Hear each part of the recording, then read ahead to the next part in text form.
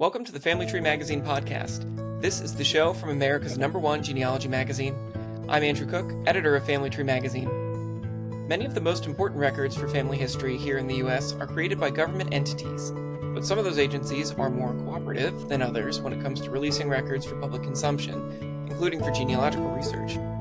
Reclaim the Records is a nonprofit that advocates for record releases not just with awareness, but with legal action when necessary.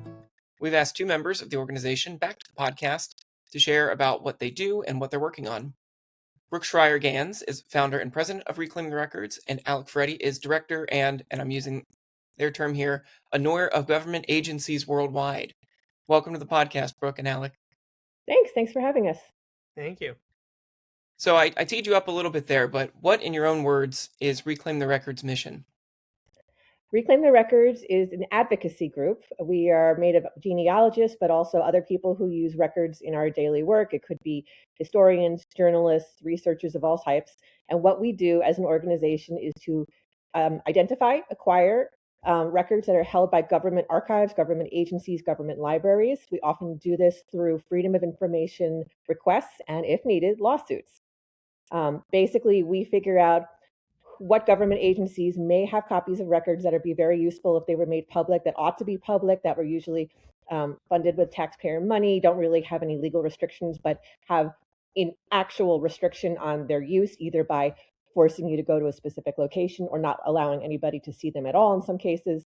And we pry those records out of the government's hands and we put them back online for free for everyone to use. Yeah, that's a really succinct way of putting it. I'm sure, as the founder, of course, you are deeply tied into the mission. What kind of records do you tend to focus on? We do a little of everything. We started originally with certain records that were only available if you were on site in certain locations. For example, if you were in a specific archive building and they were only on microfilm and you were allowed to see them, but you had to, crank through them yourself. So in that case, it was often records that technically were available, but not easily accessible and certainly weren't online and didn't seem to have any plan for going online. Over time, we have moved on to other types of records where no one had been allowed to see them. So they weren't just in archaic formats. They weren't just in specific physical locations. They were records that had, as far as we could tell, no real legal impediments, except that they just would not go online. And so we've moved on to things like state death indexes or marriage indexes, or things where departments of health might still be holding on to material that had never been shared. Or sometimes we've now gone after records that there is an older version, maybe online, but only behind a paywalled website, certain paywalled websites that many genealogists use all the time, but there was no free version available, even though it was public data created with our tax money about our families or our communities. So we've really branched out from just, I don't want to have to go fly across the country and use a microfilm reader, to there's no reason this should be sitting in a government warehouse. Let's get this online, and we'll make them put it online if they say no. Less of an accessibility issue than a bureaucracy issue anymore, maybe. It's been a combination, yeah. We've really suffered from some mission creep in the last couple of years because there have been so many crises that have happened time after time that we keep trying to deal with. So, as Brooke said, our real bread and butter was vital records indexes. But at the federal level, where there really aren't vital records, there's all kinds of federal agencies that are holding on to records that are incredibly old, that are, because they're not at the National Archives, very, very hard for genealogists to get. And we've pursued litigation against USCIS, the State Department, the VA, to varying degrees of success. And where was I going with this? The other thing we've started doing is not only identifying public records and requesting them, but actually trying to change the laws themselves. Yes. And this has been limited to only work in New York. But last year, New York, the New York Health Department squirreled a budget proposal into the governor's budget that was going to basically close off access to vital records forever. It's more nuanced than that, but the short version was no vital records for us ever again. And we actually have been working with Legislative Counsel in Albany to not only kill that provision, which we did last year, but now actually change the law to make it more favorable to public access. Right. So we're not just using the laws at this point. We have moved on to even a step beyond that, which is, what if we stop bad laws from coming in where we can? And what if we actually make better laws ourselves and try to get those passed? So we're taking it more to the source of the problem, which is that a lot of these states and agencies just don't want to share. And while we can sue them one by one forever until the cows come home, what if we just fix the law in the first place? Sure, and those are ever shifting regulations too. I mean, there are 50 states. Everyone has sort of its own, let's say, philosophy about what they will and won't release. What are some trends that you're seeing in that records access law? Are state legislatures and governments getting friendlier to opening records? Are they becoming more hostile? I'll let Alec take this one. So I think there's two different questions here, because the first question is for public records laws in general. So, FOIA, the Freedom of Information Act, was created back in the 1960s, and every state has their own version of it. And there is a very large body of law about this, and it's used by journalists, and it's not a niche issue. And every state has strengthened their laws over the last 50 years. But I'd say that in the last decade or so, there's definitely been a trend towards things just not working well. On some level, it's just because use of FOIA has ballooned so much. There's all these data brokers that are trying to get data, which is similar to what we do. And there's just journalists on all sides of the political spectrum just making thousands of FOIA requests. The federal government is inundated with requests. The states similarly. And a lot of state houses are trying to unburden government agencies, at least that's how they perceive it. And the way they unburden government agencies is by giving us less ability to get records, or less effectively, or more expensively, or more complicatedly, more exemptions. It's like New Jersey just closed off a lot of things in their Public Records Act. There were changes that happened in Indiana a couple of years ago. The more relevant thing for genealogy, though, is the vital records laws, which is really separate from FOIA. Genealogists, besides us, really aren't using FOIA much. Maybe at the federal level for certain records, but the amount of times you're FOIA-ing a state-level record as a genealogist is really few and far between. And the state vital records laws are where there's a much clearer trend towards closing things off. And it's really because it's a niche issue. So when the state does something like that, there's very few constituency involved. We are involved now, and we're trying to change the messaging and everything. But until we dedicate lots of time or money to getting involved in this issue, there's really only one player in the game. And that is the organization that actually is the lobbying firm for all the vital records health departments themselves, called NAPSIS. And Brooke is, of course, having many thoughts as I say this, but NAPSIS they've been around for 100 years. But in their modern form, they are the membership organization for all the vital records jurisdictions. And they try to standardize vital records management across the country. And they do all kinds of things that we couldn't care less about, or maybe we vaguely care in some sense. But like it's, gender markers and, electronic registration and, states sending data to each other and just like all this technocratic stuff. But one of the things they do as part of all this standardization is trying to close off vital records access to the public, while simultaneously having a product that they sell to corporations and government agencies where they can sell lookups of the exact same data. And because they're the government themselves saying, we need to close this stuff off because it's the way to protect people's privacy, legislators say, oh, we got to protect privacy. They're saying to protect privacy. And they will make the statutes to close off access without really thinking much about it or the implications or what the actual information is in the first place. It's being potentially restricted until we start messaging in the opposite direction. Right. There's been a real trend by groups, especially by NAPSIS, but other groups too, to monetize public data. This is a larger issue than just genealogy and just vital records. There are groups out there and there are companies out there that don't want certain records to become widely, freely available in ways that you could reshare or easily use or download or re-upload or whatever.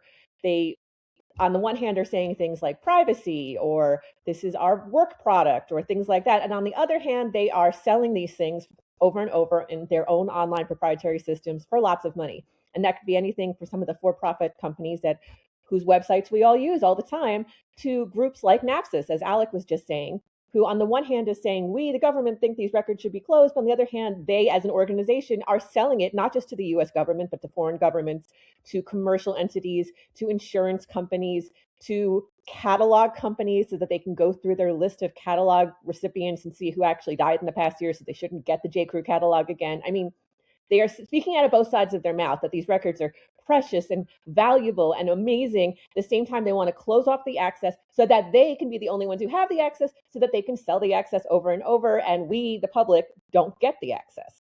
And we've seen this for the past few years ramping up. It's very frustrating. But we have, in some cases, been able to actually take the things that they're doing and beat them at their own game. There have been a couple cases, lawsuits, where we actually were able to quote members, like the former executive director of NAPSIS being quoted in one of our most recent lawsuits we won against New York State. We had a data set that we won from the U.S. Department of Veterans Affairs, the VA. And in that case, that was a record set. An older version had been given to Ancestry.com, and they refused to give out a free version to the public. We've actually won that case and won a much more complete version of that data set because we said there had to be a free version. You've already released it at least once, an older version. So it is possible to push back against this commercialization of our data, our family's data, our community's data. It is possible to do, but it takes time and it takes money and it takes vigilance. And that's where we step in, because while genealogists are always going to be researching their own particular family, their own clients, things like that, there wasn't any overarching group that was doing this kind of activist work before we came along, not in a really sustained way. And so someone had to step in, and here we are. And I know your work, too, it doesn't just benefit genealogists. You kind of hinted at that, too. There are journalists who request these kinds of records, historians working on different projects. Mm-hmm. And another question I had, and you addressed this as well, is, if you were to ask a government agency, why aren't these records available? And the answer isn't just, well, we didn't think to digitize them. It sounds like sometimes it is. It's not just privacy concerns, not just lack of funding. In fact, it might be this is a source of revenue for them, and they make money. There have been situations where they didn't want to kill the golden goose. In a case we had against the Missouri Department of Health and Senior Services, in the course of our lawsuit, we got their rate sheets where they were selling this data over and over to epidemiologists and to other people, and that money would go right back into their department's budget, and it was legitimately going to be an issue if they lost that revenue stream because some crazy genealogist sued them and put all the data online for free, which is what we do. So there's definitely been pure greed as a financial motive. There are certain archives we could name who claim that if you want to reuse or republish their materials, which are completely public materials created under, some cases, defunct federal agencies 80 years ago, that you have to get their permission and maybe pay for the right to use it in your book or your product, which is bizarre and absolutely not what the law says, but they want that money flowing in. And so they will say, well, this is what we do. We are the repository for these materials, and we're going to benefit financially from the fact that you have to come to us to use them. So flat out greed is honestly one of the issues here. And part of it stems from the fact that many archives and many agencies are generally underfunded. And I do feel bad for some of the archives in particular. And they are looking for anything that can help their bottom line so they don't feel like they're constantly under pressure, having their entire budgets slashed or their staff cut, things like that. So I do feel a little bad for them. But the issues with groups like NAPSIS that then, on the one hand, are trying to change laws and sometimes succeeding at changing laws in certain jurisdictions, and on the other hand, turning around and selling that same data, which they actually profit from. They have a deal with LexisNexis to create their databases, and they split the profits. It's ridiculous, and it's insulting to the public. And so we have to work hard to keep up with all the things that are happening or trying to happen, and playing whack-a-mole trying to stop them. The privacy issue is always complicated because, well, first of all, the average person has no idea what is and isn't private, which is, and like, people assume that there is some degree of secrecy about their existence when there rarely is. And even if we ignore the data brokers that are selling private data, just things like your voter registration or that deed to your house are public records and have been in many cases for a long time. There's a common law right of access to land records and probate records going back centuries. And obviously all genealogists understand that. But people have this knee-jerk reaction of, wait, that I was born on February 18th, 1995 in Oyster Bay, New York? That is really scary. And in New York, that actually is not necessarily public record. So my voter registration is, so you get the date of birth. The place of birth, we really could not figure out in this state, unless we were to win a lawsuit for a birth index, which I don't think we would under the current laws. But in many states, such as where you guys are from, birth records are public. And the average person has no idea if their state is an open birth record state or not. So somebody in Massachusetts or Ohio or are all open records. And these, I'd imagine the vast majority of people in the state have no idea that they're public records. They probably wouldn't like it if I told them that fact. But if I asked them to explain one concrete harm that ever possibly happened to them or anybody they've ever met, they could not do that. And we're kind of in that landscape where it gives people the ick factor. And we're always combating that. And honestly, like someone saying, I don't want my birth record to be public, I don't view as an unhinged take. As much as I wish we had open records in New York and I had sacrificed mine being public in exchange for that, I understand it. But the problem is that these health departments take it to a logical extreme, where not only do they want to have living people's identity documents be restricted, but records about people who've been dead for decades, if not more than 100 years, have to also be restricted. And frankly, do not view genealogy or history or public access as part of their work. They are a health department and their job is medical and health. And they come from the perspective of medical stuff is private and sacrosanct. And like, we are a constituency that doesn't matter. Right. And so sometimes we have to push back on that in certain lawsuits with, say, an affidavit saying, you, health department, have said in your public messaging that it is important for people to know their family health histories. Well, one of the ways you know your family health history and your predispositions to cancer or other issues is that you have access to a family tree where you know the risks and what side of the family certain things might run on. And in order to do that, maybe it would be better if you didn't restrict death certificates in New York City for 75 years for someone who's literally already dead. They're not going to get more dead if a piece of paper is available to a relative. You know, there's talking out of both sides of their mouth. So again, it's ridiculous that some places take it like as an absolute obvious thing, like, oh God, it would be terrible if someone saw my birth certificate. It'd be terrible if someone had access to a death certificate 5 years after a death. And in other parts of the country with millions of people, it's always been like that. It's always been open. The sky didn't fall. Everything's fine. And it absolutely helps people in many multiple ways that the quote unquote privacy issue is really not helping at all.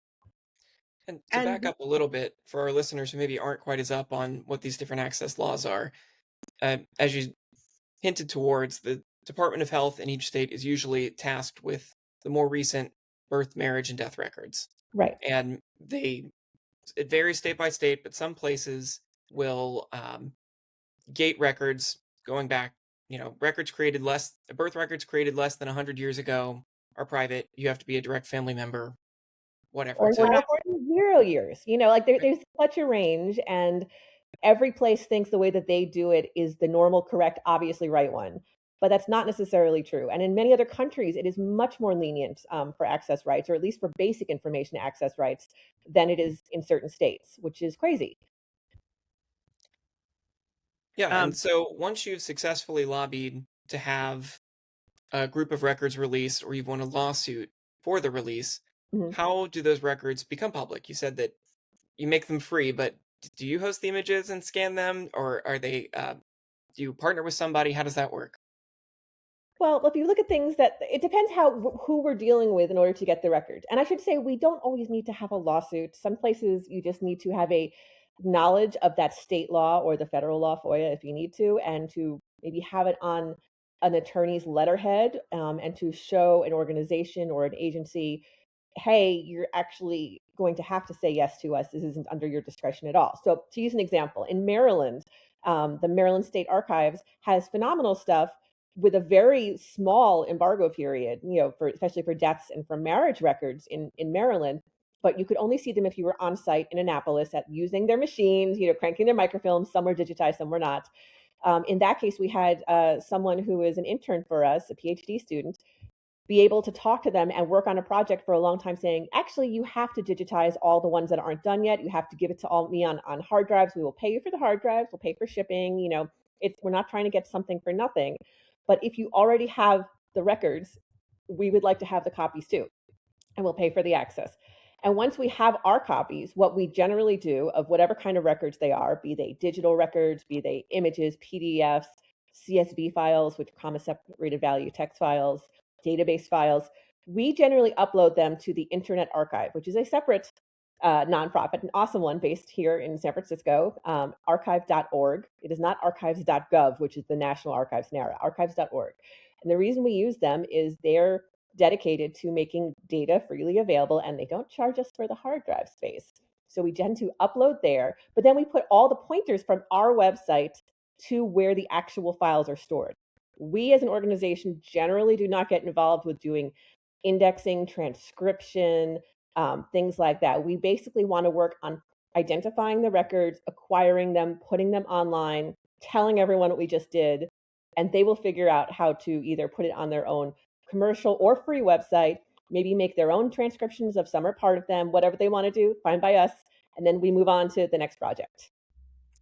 And you mentioned there anybody who wants to index them, etc. How do the big genealogy websites fit into this process? It's up to them, honestly. We let everybody know through our email and our newsletter what's been going on. And we're like, hey, look, new records, they're online, they're free, go have fun. Sometimes they're just the way that we got them is the way that they were stored at the archive or the agency. There have been cases sometimes where we get digital data files in more recent years, and we build our own front end website to make it super searchable. Like we make these little individual mini websites, such as NewYorkDeathIndex.com. Or many other websites we've made, where the data files are still freely available, linkable, downloadable, reusable. If you just want some raw data on your own machine, you don't want to use a front end at all. If you want to republish it, that's great. But we also build our own front end website so that people can just easily type in someone's name, like, oh, that guy, Uncle Joe, died in 1960 in Poughkeepsie. So you can use it more easily, more quickly. And can you tell us about what your latest project is, assuming that you're not bound by non-disclosure agreements or active lawsuits? We are perpetually like juggling 10 balls at the same time, and we perpetually have a backlog on our Dropbox, which is enormous, but we're working on that. Probably the next big thing we'll be announcing is a bunch of Massachusetts records going online and usable. Alec can tell more about that. Some of them we were able to acquire, no lawsuit needed. Some of them we were able to acquire very easily because we have contacts, friendly contacts, in some Massachusetts organizations, but some of them Alec had to have 2 years of back and forth, considerably angry emails with certain people to get certain records, even though we think we might have more. It's a mix of things. So that would be Massachusetts births, marriages, deaths, name changes, a couple other things, but Alec can tell you more. Yeah, so Massachusetts is one of these open record states, which is why, in theory, it should be easy to get lots of things. But of course, it's never that simple. So the vital records indexes have been largely online for the 20th century on Ancestry or various places, but there were a bunch of gaps, and they kind of ended in the 1960s or so. And they were just like random volumes that never got scanned. So I think what Ancestry has came from NEHGS, and their books were just haphazard from what they collected throughout the years. So anyway, I went after the Registry of Vital Records for the full run. So they have vital records starting in 1930 or so. I think they actually just transferred the early 30s to the state archives, but when I did this, it started in 1930. So I got the indexes from 1930 through like the 80s or so for the birth, marriages, and deaths.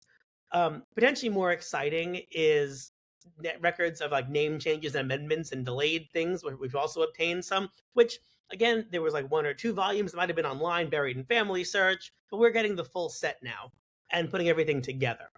I've also been working with a fun project in Massachusetts where I've pitted the supervisor of public records against the health department, because the supervisor of public records has basically taken the position that images of vital records themselves are public records subject to the same access provisions, whereas the health department is saying they're only available as certified copies and you have to pay a fee. And these two agencies are kind of at war with each other in this proxy battle that I kind of caused, and there's no solution right now. The health department is sticking firm and instructing towns to not fulfill my requests, but it is potentially going to happen at some point soon where there's an agreement that a scan of a marriage license in Massachusetts is a record like everything else, and all of a sudden informational copies will be available to all genealogists for free, which is my eventual goal with this project. And that's another thing that you'll run into is you have access to certain data from a vital record event, but only an informational copy, like you said, or they'll give you a death record but strip out the cause of death or the social security number, that kind of thing. And it's they will choose, agencies and also judges, frankly, will choose entirely random pieces of data. They think, oh, that's horrible if that got out there. And in the case of our New York State Death Index win, the one field that was that was originally explicitly denied to us is something that's already public from the federal government, which is the social security number field. And we explained, all in our papers, like, by the way, social security numbers of deceased people are never reused. In fact, they're purposely published so that it will deter fraud. You can't reuse a dead person's number to open a new bank account, things like that. So we were explaining in our paperwork, like, social security numbers, if you're dead, are not only fine to release, but are routinely released and have been for decades. And that started because of a FOIA case many, many years ago. Well, we won our New York State records case. And yet they said the one field that you absolutely cannot release is the Social Security Social Security number. So in some cases like that, we just don't fight it. It's like, all right, you're wrong. And we could go into a lot more detail about why you're wrong. And actually we did, if you had read, but we're not going to fight on that because we're getting all this other new data. And if you want to continue being wrong about that one field, we'll take it if we're going to get all these other fields. It's the ick factor you mentioned. Because, well, my social security number is private. So shouldn't I keep my great-grandfather? Well, not great-grandfather, but shouldn't I keep my ancestors' social security number private too? It's hilarious. I always love seeing people in social media. They'll like post an image about it. They'll have a question about their ancestor, and they'll post the record from Ancestry, and they'll redact their great-grandfather's name and date of birth off his marriage license that is available online about someone who died 80 years ago. And it's just this knee-jerk reaction where it's like, I thought I was supposed to protect my data. I'm like, protect what from whom, and how is that even if my goal was to steal his identity, I would just go on Ancestry and get the record. And, not to be a conspiracy theorist either, right? But there are plenty of other ways that our data is being harvested without our consent. And, maybe that's where people should be channeling their...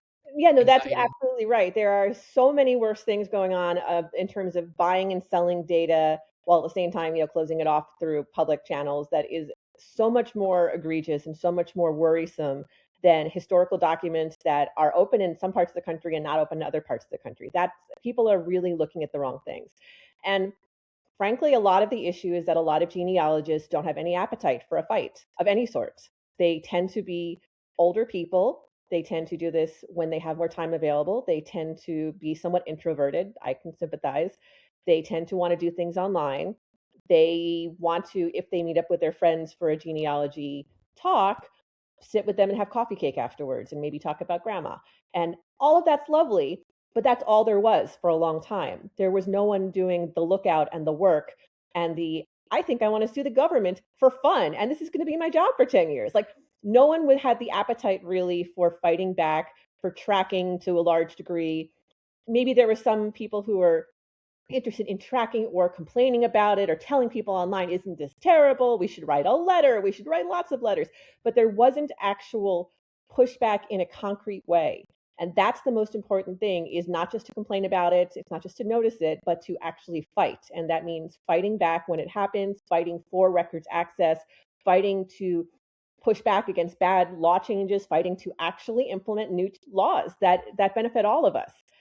That's something I'm really proud that we've been doing, because, Reclaim the Records has been doing this on a shoestring budget for 10 years. And everyone else who does anything like this in the space is either the older introvert who doesn't necessarily want to get their hands dirty, or they're a corporation. Those are really kind of your two options here. And neither one was really doing the kind of work that we needed. And I think there's an expertise gap too, right? Not just a willingness. It's people don't know how to navigate the laws. They don't know how to get in touch with an archive in this way, or a government. It's not expertise, though. I don't think it is. It's sort of, we had to learn as we went. The more important base issue is, are you willing to fight or not? That is the more important base thing. Are you an organization that is willing to fight, or are you going to just have coffee cake? Are you a person who is okay suing New York City, or are you not? That's the base issue. I didn't know what I was doing when I started. Alec didn't know what he was doing. We all figured it out as we went. If we've made mistakes, then we learn from those mistakes. But if you don't have the impetus to actually do something about it, then it doesn't matter whether you're educated or not. Sorry. Obviously, like, we've been doing this for 10 years now, and we know more about FOIA than most attorneys probably do. Not FOIA attorneys, but random attorney off the street. We know more about FOIA than they do, because it's not their specialty. But you don't need, like, I remember, my first FOIA request was modeled after Brooke's first FOIA request, which was, I'd imagine, she made by Googling. Yeah. Did you even know what FOIA was when you started this? I started out with this very long, I think it was like 5-page Freedom of Information law, because it was a state law in New York, request. And I was still under the naive belief that if I explained things really well to the New York City Municipal Archives and gave supporting evidence and explained to them if they gave me a copy of the index, they would get more orders, so they would actually make money in the long term by fulfilling those orders, and everyone would benefit and we would hold hands. And I was still under this very naive belief that you can reason, and you can make a really good faith argument and people would be reasonable. And I have since learned that that was not going to happen in most cases. There are certainly some archives that are great to work with. There are some agencies that are very good to work with. But honestly, the thing that fixes things is your ability to follow through and sue. And genealogists don't want to hear that word, but that is the truth. What happens that makes these things and these records come available to you is because you are really, really willing to sue. That's it. And knowing that well, let me start that over. How would you suggest, if someone's listening to this podcast now and is really fired up, they've been converted, they want to roll their sleeves up and fight the good fight here, how can they be good advocates for open records? Step one, I would say they watch some of my webinars. And Brooke has given webinars about Reclaim the Records. I don't think you've ever given webinars about FOIA as like instructional. No, usually I'm like, here's how we got this record set. Here's how you get these veterans records. Here's how you got these New York records or whatever. So it's sort of like, a retrospective of a particular case or particular record sets. But I have for years now given actual webinars about advocacy as like, strategic. This is what you do. And the easiest place to start is to find my webinars and watch them. I've done some for Legacy Family Tree webinars. I've done some for APG. I don't know if there's any that are not behind some sort of a paywall, to be honest, which is a bit ironic. But there are talks on the internet that can be found that I'm talking about. This is how FOIA works, and also this is how advocacy works. And as much as I say you can start with no information, because I've made webinars about genealogy, advocacy, and FOIA, you probably watch the 45-minute video first. But once you have that, that puts you years ahead of where we started, honestly. Mm-hmm. I think that the biggest problem is that everybody always is angry, but people don't understand what they're angry about. The first thing to always triage is, are you mad at a law that is not being followed? Or are you mad at a law that you wish didn't exist? And that is like step one. And the vast majority of people who come to us say, this law is terrible, sue somebody. And that's not how it works. You could try to make a case that it's unconstitutional. Like, you could technically have a fun law school debate about it. But if there's a law, you need to change the law. And that means you need to lobby. Whereas if there's a government not following the law, you need to either sue them or get someone who is in charge of that person to make them comply. And we dabble in both. Obviously, the suing and following the law is our real bread and butter.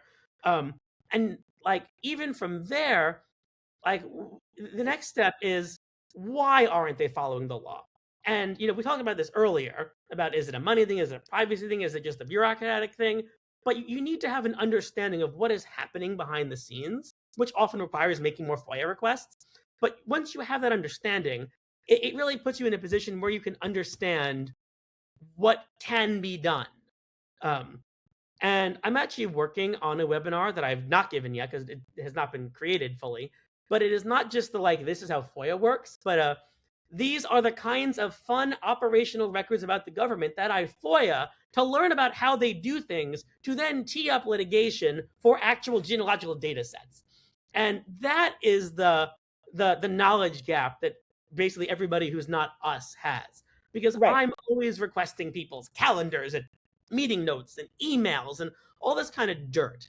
And journalists use FOIA, so there are resources online. They're just not for genealogists. But yeah, it is a multi-step process. Right. So let's give a specific example of how that works, because Alec Ferretti and Alex Kousereth, who's not here right now, are two of the best at getting the stuff around the thing you want, which will come into play in a later lawsuit. So concrete example, our New York State's death index lawsuit, which took 4 years, which we won, yay, which is online. which we're trying to get a couple more fields from to wrap up. But, it basically, New York State now has a death index through the end of 2017. We're hoping to have many more years on soon. We're hoping to get more New York City records soon. We're hoping to get a couple more fields, but we won that case at the highest court in New York after 4 years. Before that case was ever just a Freedom of Information request, there were lots of other Freedom of Information requests going on to understand the landscape. And so Alec and Alex were both instrumental in making this happen, and they were so useful in the court of case, in the case. For example, getting the emails of the New York State Department of Health, asking for their emails, asking for them by email box. And we had to know their organizational chart so that we could provide which boxes to search. Because many years ago, I had an issue in New York State where I just asked for everybody in a certain department and lost that one because they said it wasn't specific enough. And then later on, we figured out how to get all of them anyway, just by knowing the names. One of the things that they requested was the Outlook calendars of certain people in the New York State Department of Health. You can get an Outlook calendar. They can do an export as a PDF. And by reading through calendar entries day by day by day, they were able to look through certain things, one of which mentioned a bomb shelter in Albany, where they were going to look at the originals. Apparently, that's where you store the original death records in New York State. And by going through some of the other things about how they had meetings with vendors and the vendor reports about which items had been digitized and which ones had not, which ones were starting to be transcribed, which ones had not. There were FOIA requests about the front of the cabinets in the bomb shelter, the little things, the listings of like what was in each cabinet. All these things that they were able to help put together that weren't the exact thing we were asking for. We wanted the death index, but that helped fill in what's going on with this department. How are the records stored? How are they being digitized? What does the contract say? The contracts are public in New York. All these other requests that were sort of ancillary absolutely came into play when we went for the big fish, which is I want your death index. And they tried to claim to us they didn't have a death index. Things like that, which of course, no one got in trouble in New York State for that. No one got in trouble for saying to the court, we don't have a death index. We have some genealogical index online that goes through like 1957 to 1960, whatever, 1970, whatever. But we don't have an index for all these years. And so we were able to pull up other things and use them in the lawsuit. Like, no, you absolutely have an index. You've been working on it. You've been spending public money on it. Do you remember this now? Things like that. So Brooke is not the most fun part. One of the things that I had foiled was all of the records of the Department of Health for their vital records fraud monitoring. Because that was important. When we do all of this, argument number one is we have to prevent fraud. Vital records fraud is scary. If somebody knows that grandpa died in 1937, they could commit fraud. So I asked the Department of Health for all the records of the fraud they've identified, steps they're taking to prevent fraud, all the fraud, whatever. They came back, we have no records. I appealed that to the General Counsel's office. We affirmed there's no records about fraud. So we then put that in our lawsuit saying, well, it's funny they're claiming that all these fraud problems, because it turns out they've expended literally zero resources ever in monitoring vital records fraud. And the Court of Appeals did have a couple of lines in the decision referencing how that was in part of, obviously, along with everything else, persuasive into why the privacy was not really a valid concern here. So quite literally, even the absence of records really helped us. Right. Understanding not just the records you're trying to look for, but also the infrastructure around it, the processes around it, the sort of different competing priorities and restrictions. We've had this in several cases where you have to go through and read their emails. Like, you can do that. You can request them through separate requests, as happened here. Or sometimes after you've done your lawsuit, you can start doing stuff in discovery, but that takes a while.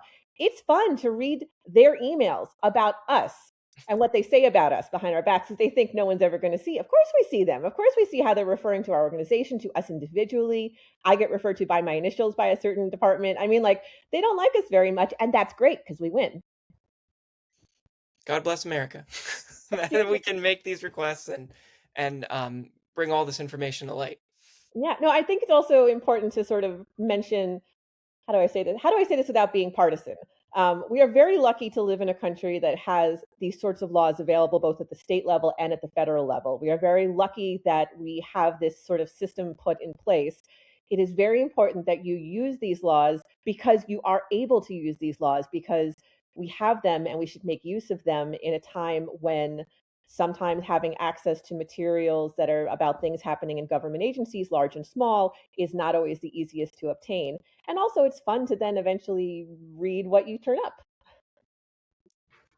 Well, and how can our listeners support Reclaim the Record specifically? Of course, we'll link to your website and the database that you've mentioned of New York death indexes. Yeah, we have records from all over the country, not every state yet, but someday maybe, and certain federal agencies. But if you want to stay on top of what new things we're working on new things all the time, go to reclaimtherecords.org, that is plural, reclaimtherecords.org, or to any of our mini websites, which also link back to that. It tells you what we're working on, how we're doing, and most importantly, you should sign up for our newsletter on all our various sites, our main site and our little mini sites. There's just a newsletter sign up.